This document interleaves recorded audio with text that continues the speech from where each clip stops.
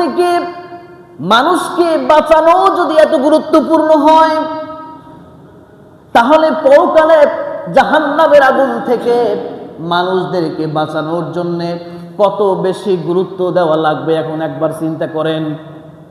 যদি আপনার দুনিয়ার সামান্য আগুন থেকে মানুষকে বাঁচানোর জন্য যদি নামাজকে ত্যাগ করতে হয়, ওই সময়ের জন্য নামাজ যদি ত্যাগ করতে হয়, তাহলে পরকালে মানুষদেরকে জাহান্নামের আগুন থেকে বাঁচানোর জন্য কত বেশি গুরুত্ব দেয়া লাগবে আমাদের এখন চিন্তা করেন। আমাদেরকে বলা হয় যে মানুষেরা ইসলাম মানে না, মানুষেরা এই কাজ ঘুষ খায়, সুদ খায়, মানুষেরা আল্লাহর বিধান মানে না। আপনাদের এত সমস্যা কি? আপনাদের এত সমস্যা কি? আপনারা তো মাস শেষে বেতন পান, প্রত্যেকদিন ডাইল ভাত খাইতেছেন, ঘুমাইতেছেন, সুন্দর জীবনযাপন করবেন। জাহান্নামে গেলে আপনার কি? সুদ সে খায়, আপনার কি? আল্লাহর বিধান সে মানে না, আপনার কি? এভাবে বলা হয়, এভাবে বলা হয়। কিন্তু বুঝতে হবে, আপনি যে বলছেন আল্লাহ পাক তো এই দায়িত্ব দিয়ে আমাদেরকে পাঠিয়েছে, কারণ আল্লাহ বলেছেন উখরিজাত লিন-নাস, মানবতার কল্যাণের জন্য তোমাদেরকে বের করেছি। তুমি একা একা জান্নাতে যাবা তা হবে না, বরং তোমার ভাই, তোমার প্রতিবেশী, তোমার আত্মীয় স্বজন সবাইকে জাহান্নামের আগুন থেকে বাঁচানো তোমার জন্য ফরজ। এখন এই জাহান্নামের আগুন থেকে বাঁচানোর জন্য কি করতে হবে? আল্লাহ রাব্বুল আলামিন বলেছেন ইয়া'মুরুনা বিল মা'রুফি ওয়া তানহাউনা আনিল মুনকার। আল্লাহ বলছেন এখন কিন্তু দায়িত্বের কথায় চলে এসেছি। আল্লাহ বলেছেন দায়িত্বটা কি?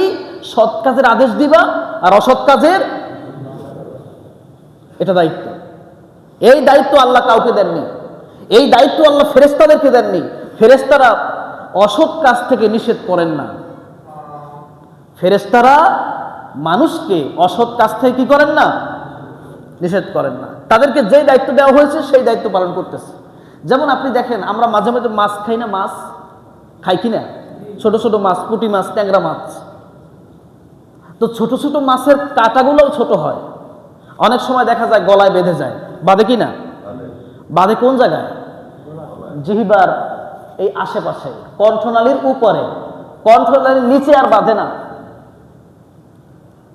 কণ্ঠনালীর উপরে বাঁধে, দাঁতের আশেপাশে, জিহ্বার আশেপাশে।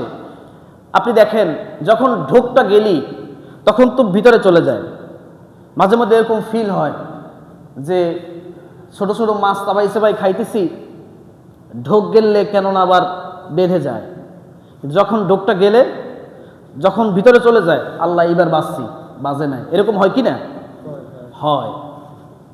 আপনি দেখেন এই কণ্ঠনালীর নিচ থেকে পেট পর্যন্ত প্রায় 1 হাত জায়গা, আর এই কণ্ঠনালীর উপর থেকে যেই জায়গাটা কাটা বাঁধে মাত্র কয়েক ইঞ্চি, কিন্তু কাটা এখানে বাঁধে, কিন্তু ভিতরে কিন্তু বাঁধে না। এখান থেকে যে এদিকে যায় এখানে কিন্তু বাঁধে না। কারণটা কি? অথচ এখানে নরম নরম অনেক জায়গা আছে না, পেটের মধ্যে বিভিন্ন যন্ত্রপাতি আছে না, কিন্তু সেখানে কাটা বাঁধে না। কারণটা কি?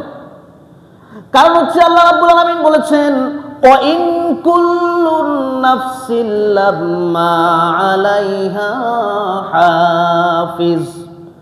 প্রত্যেকটা মানুষকে রক্ষা করার জন্য আমি আল্লাহ রাব্বুল আলামিন ফেরেশতাদেরকে জায়গায় জায়গায় নিয়োগ দিয়ে রেখেছি। বলেন সুবহানাল্লাহ। যখন নাকি ঢোকটা গেলি তখন আপনার আমার দায়িত্ব শেষ, তখন ফেরেশতারা তাদের নিজ হাতে দায়িত্ব পালন করে। খাবার যেই জায়গায় যতটুকুন প্রয়োজন সেই জায়গায় ততটুকুন খাবার পৌঁছে দেয়া ফেরেশতাদের দায়িত্ব। তাই এই সব জায়গায় কখনো আপনি আহত হন না, কাটার আঘাত খান না। সুতরাং ফেরেশতারা আল্লাহর দায়িত্ব পালন করে। আপনি আমাদের সমাজে মানুষেরা যখন হারাম জিনিস খায় তাও ফেরেশতারা টেনে নেয়, নেয় কিনা ভাই? মদ যে খায়, যদি এমন হতো মদ খাওয়া যে হারাম তা তো ফেরেশতারাও জানে কিনা বলেন?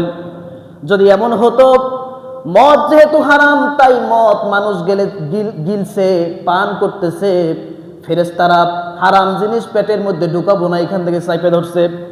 মদ তো গিলছে, এখান থেকে আর ভিতরে যেতে দেয় নাই। মদ খোরের নাক দিয়া মুখ দিয়া বাইর হইয়া একদম কারবার শেষ, মদ আর জীবনে খাওয়া লাগবে না। ফেরেশতারা কিন্তু এই কাজ করে না। তুমি হারাম খাইতেছো, পেটের মধ্যে ঢুকাবো না, এখান থেকে ঢুকানোর দায়িত্ব আমাদের, কিন্তু হারাম জিনিস ঢুকাবো না তা কিন্তু না। আপনি হারাম খান তাও ঢুকাবে, হালাল খান তাও ঢুকাবে। ঢুকাবে কিনা ভাই? সুতরাং অসৎ কাজের নিষেধ করা ফেরেশতাদের দায়িত্ব নয়, এই দায়িত্ব আল্লাহ রাব্বুল আলামিন মানুষদেরকে দিয়েছেন। কাদেরকে দিয়েছে বলেন?